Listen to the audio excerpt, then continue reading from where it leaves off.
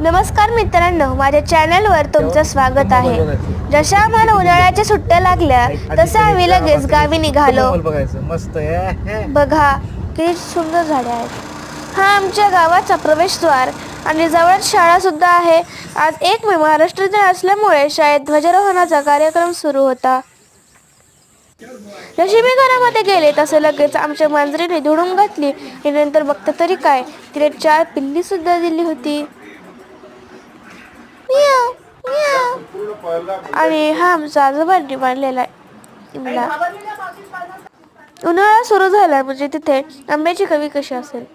हे आमच्या घरातील देवघर. श्री स्वामी समर्थ, जय जय स्वामी समर्थ. श्री स्वामी समर्थ, जय जय स्वामी समर्थ. गणपती बाप्पा मोरया. हा स्वामींचा फोटो व हा गणपती बाप्पांचा फोटो आणि समोर लाल वडा हे म्हटल्यानंतर तिथे वृंदावनची कमी कशी असणार. घरासमोर माझ्या आजीने सुंदर अशी बगीचा बनवली आहे.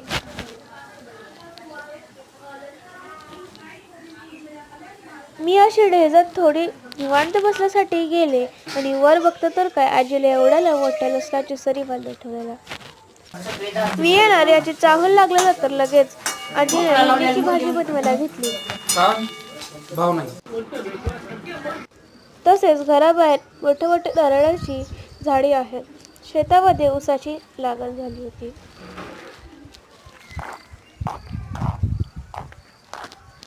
अरे बापरे, किती हा उन्हाळा. म्हणून आम्ही भावंडांनी कूलर लावून मस्तपैकी झोप काढली.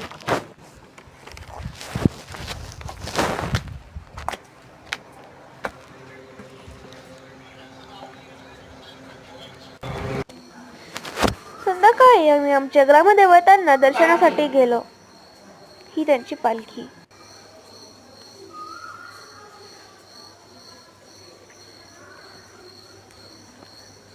किती सुंदर ही ज्योतिबांची मूर्ती आहे बघा. आणि साईडला समी सुद्धा आहे.